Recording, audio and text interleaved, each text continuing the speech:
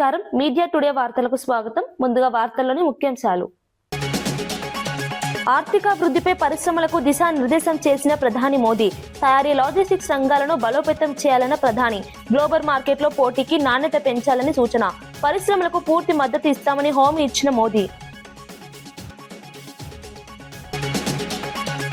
వివేక హత్య కేసుపై జగన్ పై షర్మిల సంచలన వ్యాఖ్యలు. టికెట్ వివాదంతో హత్య జరిగిందన్న షర్మిల ఆరోపణ.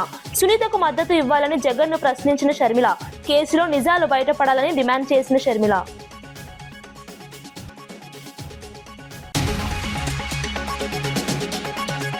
బీసీలకు హామీలపై కాంగ్రెస్ ను నిలదీసిన తలసాని యాదవ్. 42% రిజర్వేషన్లపై డ్రామా చేస్తున్నారన్న విమర్శ.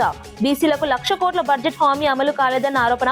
రాబోయే బడ్జెట్ లో హామీలు అమలు చేయాలని డిమాండ్. మూసీ ప్రాజెక్టుపై అసెంబ్లీలో ప్రభుత్వాన్ని నిలదీసిన కేటీఆర్. డిపిఆర్ సమయంపై ప్రభుత్వాన్ని ప్రశ్నించిన కేటీఆర్.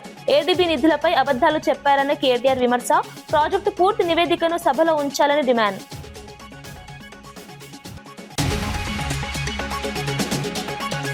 మూసీ నది పునరుజ్జీవన ప్రాజెక్టుపై తెలంగాణ అసెంబ్లీలో కేటీఆర్ ప్రభుత్వాన్ని తీవ్రంగా ప్రశ్నించారు. గతంలో డిపిఆర్ తయారీకి 18 నెలలు పడుతుందని చెప్పి ఇప్పుడు 2 నెలల్లో పూర్తి చేశామని ఎలా చెబుతారని నిలదీశారు. ఏడీబీ నిధులు ఇవ్వలేదని స్పష్టం చేసినప్పటికీ ప్రభుత్వం అబద్ధాలు చెబుతోందని ఆరోపించారు. వివాదాస్పద కంపెనీకి పనులు అప్పగించడంపై అభ్యంతరం వ్యక్తం చేశారు. ప్రాజెక్టుకు సంబంధించిన పూర్తి నివేదికను సభ ముందు ఉంచాలని డిమాండ్ చేశారు. పారదర్శకత లేకుండా ఇలాంటి ప్రాజెక్టులు చేపట్టడం సరికాదని పేర్కొన్నారు. ప్రజల నమ్మకాన్ని దెబ్బతీసే విధంగా ప్రభుత్వం వ్యవహరిస్తోందని విమర్శించారు. ప్రాజెక్టుపై స్పష్టత ఇవ్వాలని కేటీఆర్ కోరారు.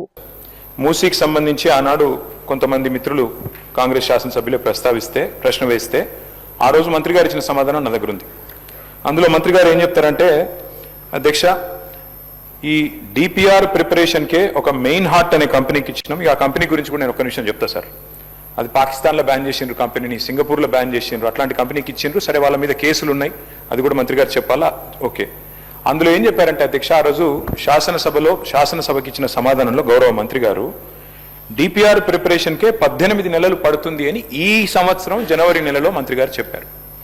మరి డిపిఆర్ ప్రిపరేషన్కి 18 నెలలు పట్టే మాట నిజమే అయితే మళ్ళీ ఈరోజు మార్చిలో ఉన్నాం అధ్యక్ష. అంటే మంత్రి గారు సమాధానం చెప్పి 2 నెలలు కూడా కాలే. మరి ఇప్పుడు అకస్మాత్తుగా డిపిఆర్ ఎక్కడి నుంచి వచ్చింది? మంత్రి గారు దయచేసి అది ఉంటే కనుక మీ దగ్గర నిజంగానే కాపీ ఉంటే, మరి 18 నెలల్లో అంటే అద్భుతమైన వేగం అది. మరి ఇంత మెరుపు వేగంతో గవర్నమెంట్ పనిచేస్తుంటే మేము కూడా అభినందనలు చెప్పాలి. కాబట్టి డిపిఆర్ 18 నెలల్లో తయారవుతుందని చెప్పి 2 నెలల్లో చేసిన ఈ చమత్కారం ఏదైతే ఉందో ఆ డిపిఆర్ దయచేసి సభ ముందు పెట్టాలి, సభ్యుల ముందు పెట్టాలనేది ఫస్ట్ డిమాండ్ సార్. ఎందుకంటే ఇది ప్రభుత్వం ఇచ్చిన సమాధానం అధ్యక్ష. రెండవది అధ్యక్ష, నేను చూశాను మంత్రి గారు సభ వెలుపల చెప్పారు అధ్యక్ష. ఏం చెప్పారు? లాస్ట్ టైం హౌస్లోనే చెప్పినట్టున్నారు, అది కూడా ఇక్కడ చెప్పారు అధ్యక్ష, హౌస్లోనే చెప్పారు. అది కూడా గౌరవ మంత్రి శ్రీధర్ బాబు గారు చెప్పారు. ఇన్ ప్రిన్సిపల్ ఏడీబీ అనేది మూసీ ప్రాజెక్ట్ కోసం లోన్ మంజూరు చేసింది అని మంత్రి గారు ఇచ్చిన స్టేట్మెంట్ శాసనసభలో ఇచ్చారు అధ్యక్ష. సో ఫస్ట్ డిపిఆర్ మీకు చెప్పండి మంత్రి గారు, తర్వాత శాసనసభలో మీరు చెప్పిన మాట ఏడీబీ ఫండింగ్ అని మేము నిజమేమో అనుకున్న తర్వాత మేము కూడా ఏడీబీ వారిని అక్కడ మూసీ జనాందోళన్ అని ఒక సంస్థ ఉంది అధ్యక్ష, ఎంజేఏ అని, వారు ఏడీబీ వారిని అడిగారు. అడిగితే ఏడీబీ వారు చెప్పిన సమాధానం అధ్యక్ష నేను మంత్రి గారు కూడా పంపిస్తాం. వారు ఏం చెప్పారంటే జనవరి 23 నాడు ఏడీబీ ఇచ్చిన సమాధానం అధ్యక్ష. ఏం చెప్పారు? No ADB financing approved and no DPR submitted by MRDCL. This is ADB's response. Asian Development Bank చెప్తున్న మాట ఏంటంటే తప్పు, ఇన్ ప్రిన్సిపల్ అప్రూవల్ లేదు, ఏ అప్రూవల్ లేదు, ఇంతవరకు ఏడీబీ అప్పే ఇవ్వలేదు అని చెప్పి కుండబద్దలు కొడుతూ మాకు డిపిఆర్ సబ్మిట్ చేయలేదు, డిపిఆర్ సబ్మిట్ చేయండి, పైసలు ఆడికెళ్ళిస్తామని చెప్పి ఏడీబీ చెప్పిన మాట నేను మంత్రి గారికి పంపిస్తాను, వారు చూసుకోవాలి. అయితే మళ్ళీ ఏమన్నా జనవరి నుంచి మరి ఈ హౌస్ ఇప్పుడు మార్చిలో జరుగుతుంది కదా, ఈ లోపల ఏమన్నా డెవలప్మెంట్ అయిందా అని చెప్పి మార్చి 11 నాడు మళ్ళీ ఒకసారి ఇదే సంస్థ వాళ్ళు అసెంబ్లీ ప్రారంభం అవుతుంది కదా, ఏమైనా డెవలప్మెంట్ ఉందా అని చెప్పి పోయినారు అధ్యక్ష. పోయితే మళ్ళీ మార్చి 11 నాడు ఏడీబీ ఏషియన్ డెవలప్మెంట్ బ్యాంక్ ఇచ్చిన లెటర్ అధ్యక్ష. ఏం చెప్పారు అధ్యక్ష అందులో?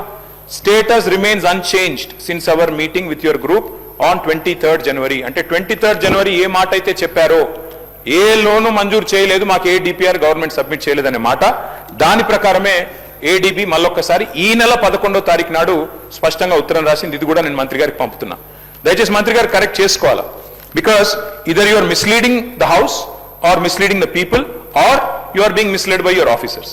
Either one of them it's true మంత్రి గారు. ఏడీబీ ఇంతవరకు ఇన్ ప్రిన్సిపల్ ఇయ్యలేదు, మీరు డిపిఆర్ ఇయ్యలేదు, మీ దగ్గర డిపిఆర్ లేదు. 18 నెలల్లో తయారైతుందన్న డిపిఆర్ 2 నెలల్లో ఎట్లా తయారైంది అధ్యక్ష? మూడోది, వీరికి ఈ సంస్థ మీద ఎందుకు ప్రేమనో మాకు అర్థమైతలేదు అధ్యక్ష. ఎందుకంటే ముఖ్యమంత్రి గారేమో 16,000 కోట్ల రూపాయలతో అయిపోయే ప్రాజెక్టుకు 1,50,000 కోట్లని ముఖ్యమంత్రి అనౌన్స్ చేసింది, నాది కాదు. Telangana CM announces 1.5 lakh crores beautification project for Musi. Telangana government to spend 1. దేశ ఆర్థిక వృద్ధిని మరింత వేగవంతం చేయాలనే లక్ష్యంతో ప్రధాని మోదీ బడ్జెట్ అనంతర వెబినార్ లో కీలక సూచనలు చేశారు. తయారీ, లాజిస్టిక్స్, ఎంఎస్ఎంఈ రంగాలను బలోపేతం చేయడం ద్వారా వికసిత భారత్ సాధ్యమని తెలిపారు. అంతర్జాతీయ మార్కెట్లో పోటీ పడాలంటే ఉత్పత్తుల నాణ్యతపై దృష్టి పెట్టాలని సూచించారు. పరిశోధనలకు ప్రాధాన్యం ఇవ్వడం ద్వారా కొత్త అవకాశాలు సృష్టించవచ్చని అన్నారు. మౌలిక వసతుల అభివృద్ధి, పర్యావరణ హిత టెక్నాలజీలపై పెట్టుబడులు పెంచాలని పారిశ్రామికవేత్తలను కోరారు. పరిశ్రమలు దేశ ఆర్థిక వ్యవస్థలో కీలక పాత్ర పోషిస్తున్నాయని పేర్కొన్నారు. సమగ్ర అభివృద్ధి కోసం ప్రభుత్వం అన్ని విధాల మద్దతు అందిస్తుందని స్పష్టం చేశారు.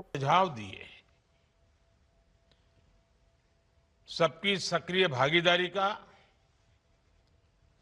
मैं स्वागत करता हूं और आज इस सीरीज के दूसरे वेबिनार का आयोजन हो रहा है और मुझे बताया गया कि आज हजारों की तादाद में ढेर सारे विषयों पर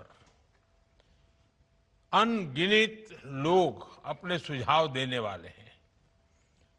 विषय के जो एक्सपर्ट्स हैं वे भी हमसे जुड़ने वाले हैं। इतनी बड़ी तादाद में बजट पर चर्चा ये अपने आप में एक बहुत सफल प्रयोग है। आप सब समय निकाल करके इस वेबिनार में जुड़े, मैं आप सभी का अभिनंदन करता हूं, आपका स्वागत करता हूं। इस वेबिनार की थीम देश की इकोनॉमिक ग्रोथ को निरंतर मजबूती देने से जुड़ी हुई है। आज जब भारत अपनी मजबूत इकोनॉमी से पूरे विश्व की उम्मीद बना हुआ है, आज जब ग्लोबल सप्लाई चेन रीशेप हो रही है, तब अर्थव्यवस्था की तेज प्रगति विकसित भारत का भी बहुत बड़ा आधार है।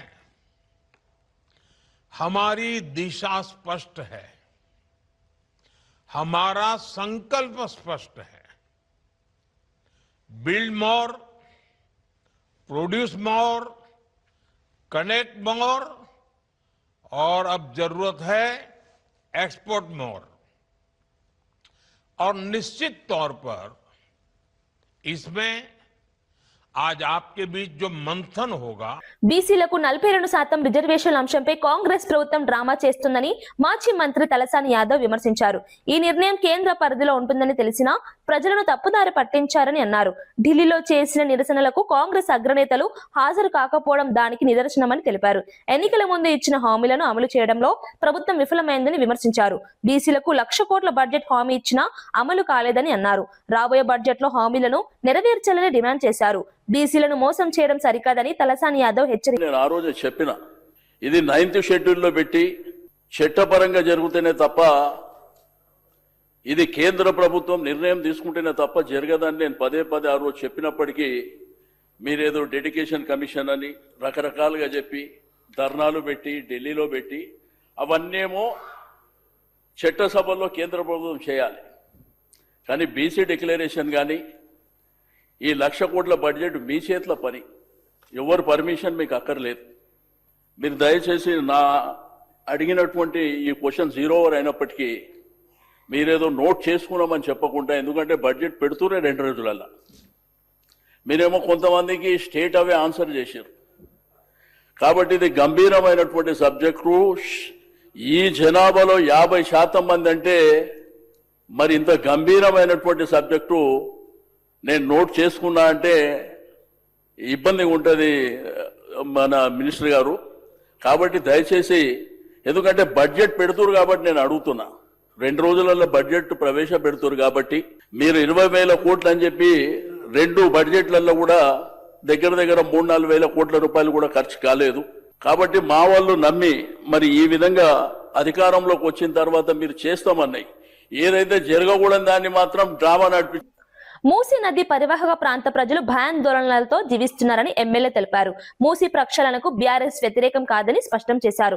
కేసీఆర్ నాయకత్వంలోనే మూసీ శుద్ధి కార్యక్రమం ప్రారంభమైందని గుర్తు చేశారు. 3,600 కోట్లతో 31 ఎస్టీపీల నిర్మాణం చేపట్టామని, వాటితో 75% పనులు పూర్తయ్యాయని తెలిపారు. మిగతా పనులను ప్రస్తుత ప్రభుత్వం పూర్తి చేయాలని సూచించారు. గతంలో ఒక్క ఇల్లు కూడా కూల్చకుండా ప్రక్షాళన చేపట్టామని చెప్పారు. ఇండ్లు కూల్చకుండా కూడా మూసీ శుద్ధి సాధ్యమేనని పేర్కొన్నారు. ప్రజల ఇళ్లను కాపాడుతూ అభివృద్ధి చేయాలని కోరారు.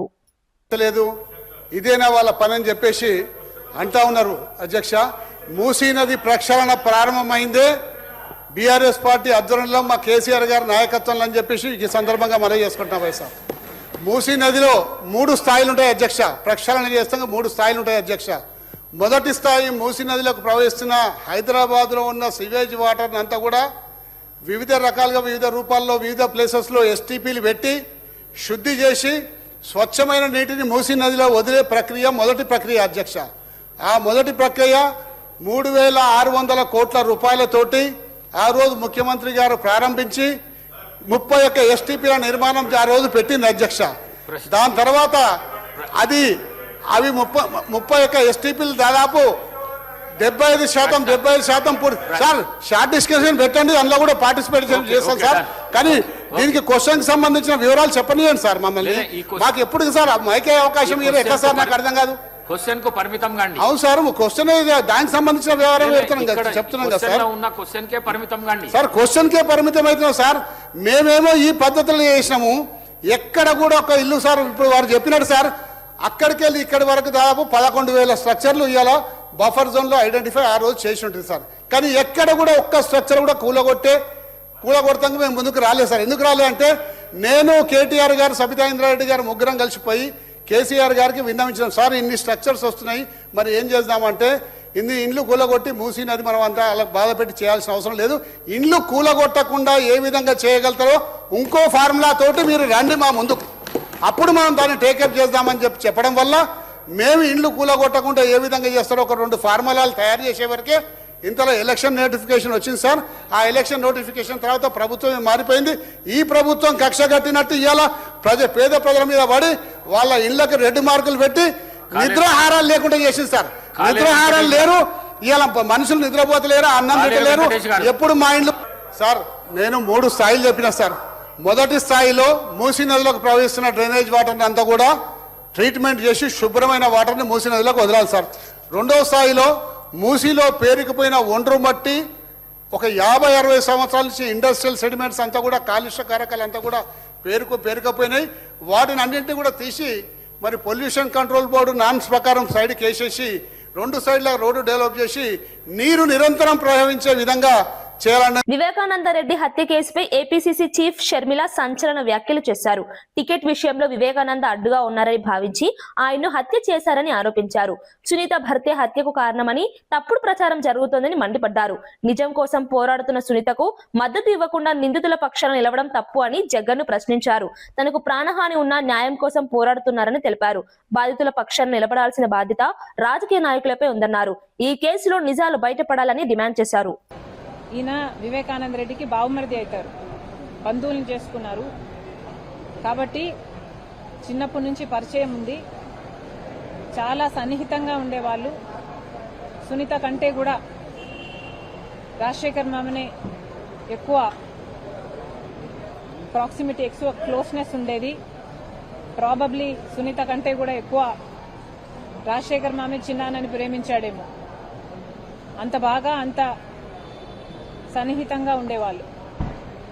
అలాంటిది సునీత భర్తే ఎందుకు చంపుండకూడదు అని నిన్న మాట్లాడడం జరిగింది. ఇక్కడ గుర్తుపెట్టుకోవాల్సిన విషయం ఏమిటి అంటే హత్య జరిగిన రోజున 7 గంటల నుంచి వివేకానందరెడ్డి ఇది గుండెపోటు అని ప్రచారం చేసింది సాక్షి, అంటే జగన్మోహన్ రెడ్డి గారు. ఆ తర్వాత హత్యా ప్రదేశానికి వచ్చి ఇది గుండెపోటు కాదు హత్య అని చెప్పింది జగన్మోహన్ రెడ్డి గారు. ఆ తర్వాత ఇది తెలుగుదేశం వాళ్ళు చేపించింది అని చెప్పింది జగన్మోహన్ రెడ్డి గారు. సిబిఐ ఎంక్వైరీ కావాలి అని కోరింది జగన్మోహన్ రెడ్డి గారు. ఆ తర్వాత ముఖ్యమంత్రి అయ్యింది జగన్మోహన్ రెడ్డి గారు. ఆ తర్వాత సిబిఐ ఎంక్వైరీ అవసరం లేదు అని చెప్పింది జగన్మోహన్ రెడ్డి గారు. నేను వేసే సిట్టు సరిపోతుంది అని చెప్పింది జగన్మోహన్ రెడ్డి గారు. ఈ ఎంక్వైరీ సరిగ్గా జరగటం లేదు అంటే లేదు. ఖమ్మం జిల్లా వెలుగుమట్లలో విశారదన్ మహారాజ్ చేసిన వ్యాఖ్యలు రాష్ట్ర వ్యాప్తంగా వివాదానికి దారితీశాయి. కమ్మ కులాన్ని ఉద్దేశించి మాట్లాడిన వ్యాఖ్యలపై తెలంగాణ కమ్మ సేవా సమితి తీవ్ర ఆగ్రహం వ్యక్తం చేసింది. కులాల మధ్య విభేదాలు రేకెత్తించేలా మాట్లాడడం సరికాదని హెచ్చరించింది. మహారాజ్ పై కఠిన చర్యలు తీసుకోవాలని డిమాండ్ చేస్తూ గచ్చిబౌలి పోలీసులకు ఫిర్యాదు చేశారు. సమాజంలో శాంతి భద్రతలను భంగం చేసేలా ఇలాంటి వ్యాఖ్యలు చేయడం తగదని తెలిపారు. పలు వర్గాల నాయకులు కూడా స్పందిస్తూ వెంటనే చర్యలు తీసుకోవాలని ప్రభుత్వాన్ని కోరారు. ఈ ఘటన రాష్ట్ర రాజకీయాల్లో చర్చనీయాంశంగా మారింది.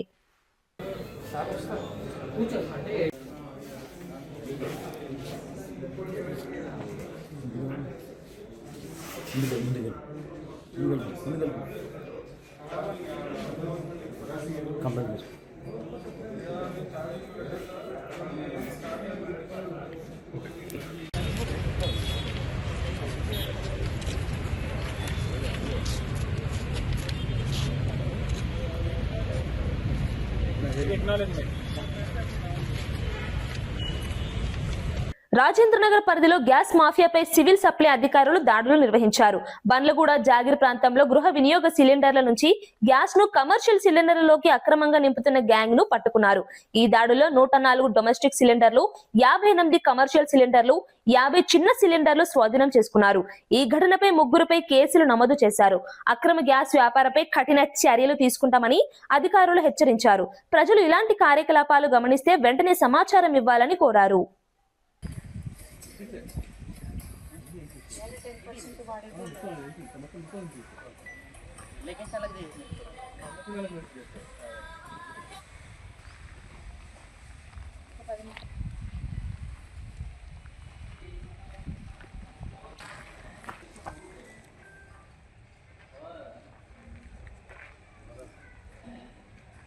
వాళ్ళు కష్టపడ్డ వేయింగ్ మిషన్లు కూడా తీసుకోండి.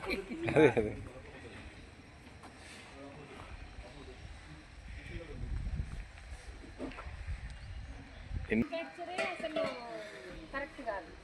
ఎవరు తయారు చేస్తాడో ఏమో పెద్ద పెంట.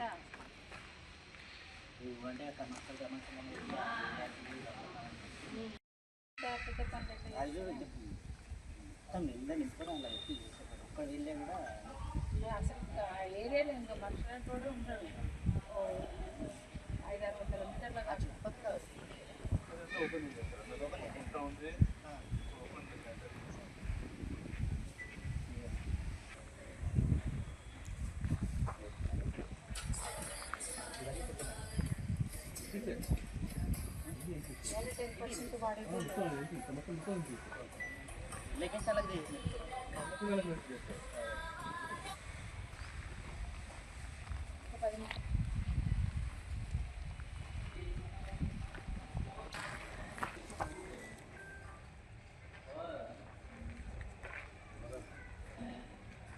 వాళ్ళు కష్టపడ్డ వేయింగ్ మిషన్లు కూడా తీసుకోండి.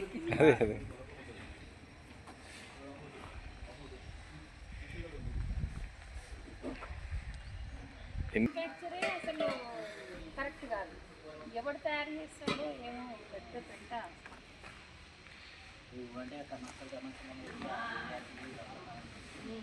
రంగారెడ్డి జిల్లా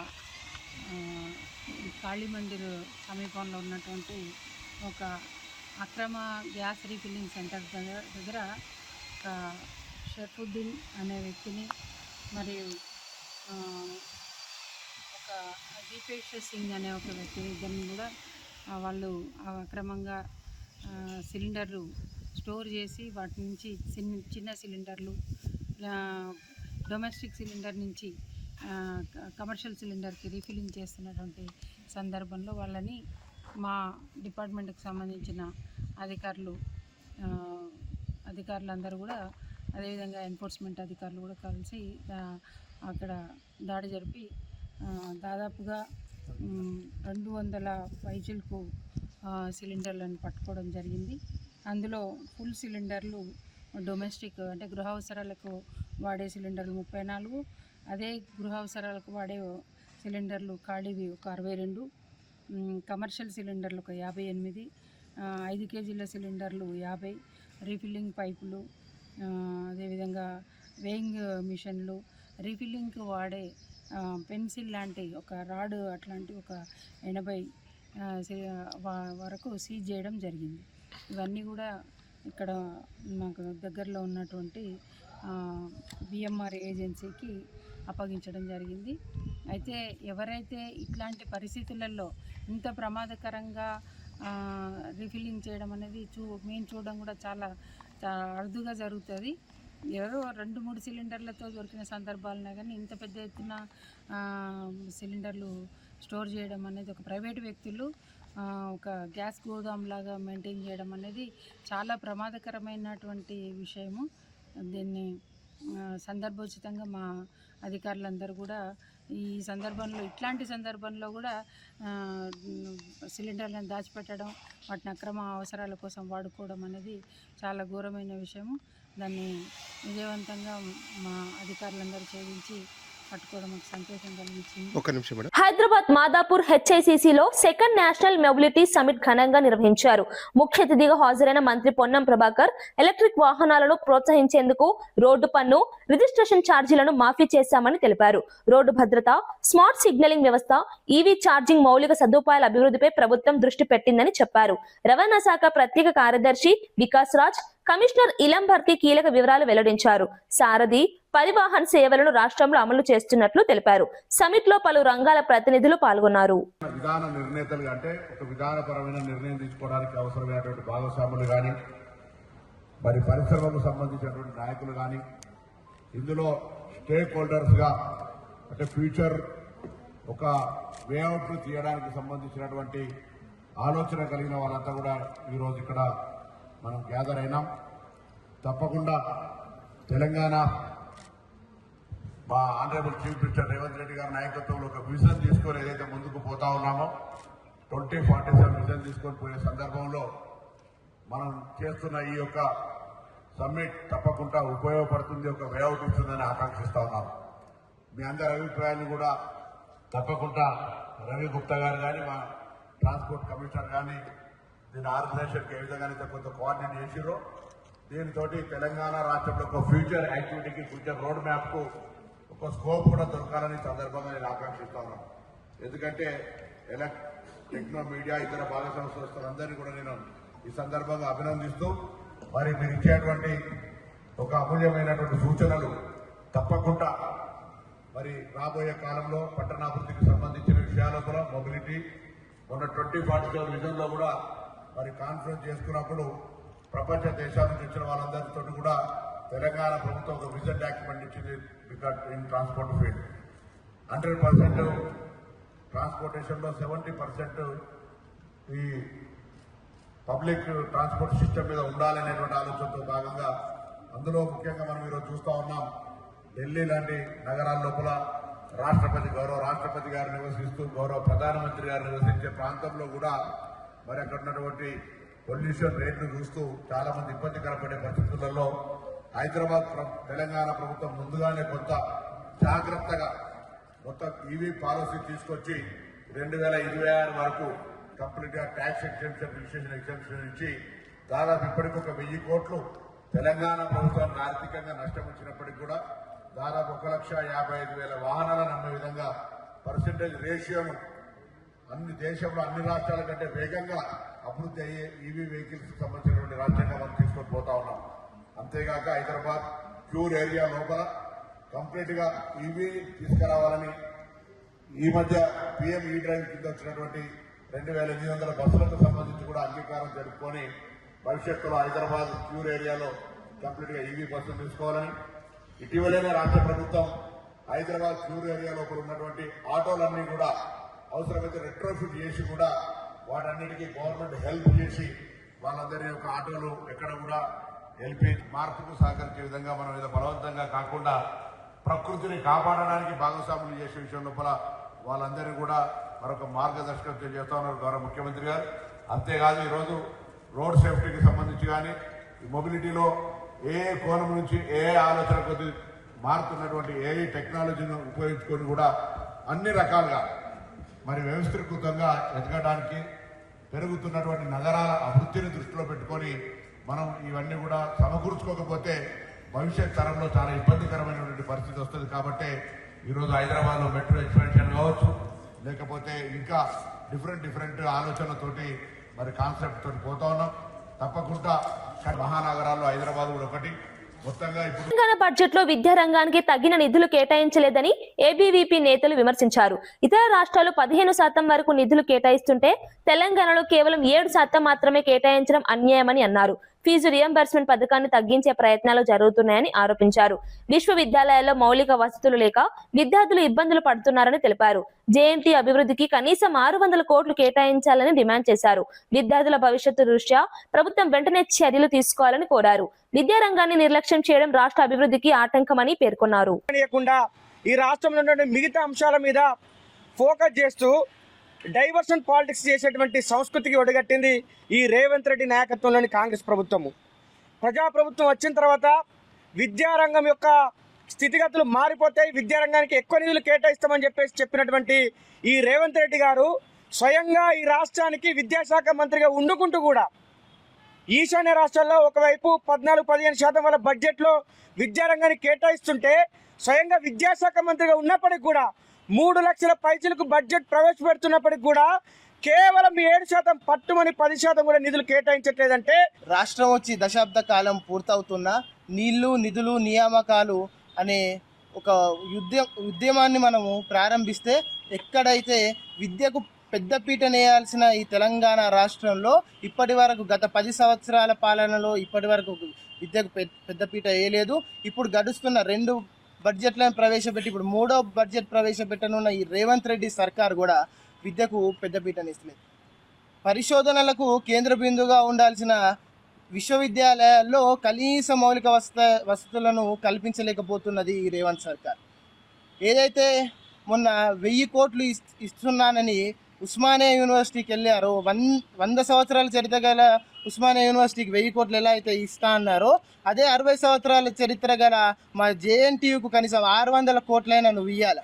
ఏదైతే నిన్నగాక మొన్న మనం చూస్తూ ఉంటే ఆకునూరు మురళి ఒక కన్ఫర్డ్ ఐఏఎస్ అధికారి విద్యా కమిషన్ పేరుతోటి ఈ రాష్ట్రంలో ఉన్నటువంటి పేద బడుగు బలహీన వర్గాల విద్యార్థులకు ఆశాజ్యోతిగా ఉన్న ఫీజు రియంబర్స్మెంట్ను తుంగలోకి దొక్కాలని నువ్వు ఏదైతే నువ్వు ఆలోచన నీ సూచనను. వార్తలు ముగించే ముందు ముఖ్యాంశాలు మరోసారి. ఆర్థికాభివృద్ధిపై పరిశ్రమలకు దిశానిర్దేశం చేసిన ప్రధాని మోదీ. తయారీ లాజిస్టిక్స్ రంగాలను బలోపేతం చేయాలన్న ప్రధాని. గ్లోబల్ మార్కెట్లో పోటీకి నాణ్యత పెంచాలని సూచన. పరిశ్రమలకు పూర్తి మద్దతు ఇస్తామని హామీ ఇచ్చిన మోదీ. వివేక హత్య కేసుపై జగన్ పై షర్మిల సంచలన వ్యాఖ్యలు. టికెట్ వివాదంతో హత్య జరిగిందన్న షర్మిల ఆరోపణ. సునీతకు మద్దతు ఇవ్వాలని జగన్ ను ప్రశ్నించిన షర్మిల. కేసులో నిజాలు బయటపడాలని డిమాండ్ చేసిన షర్మిల.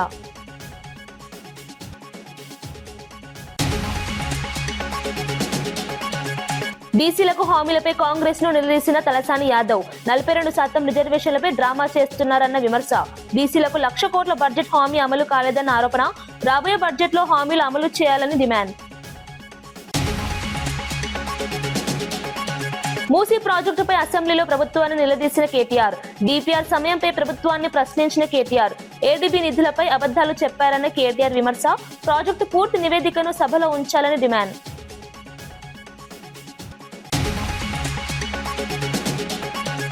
ఇవి ఈనాటి వార్తా విశేషాలు. మరో బులెటిన్లో మళ్ళీ కలుద్దాం. నమస్కారం.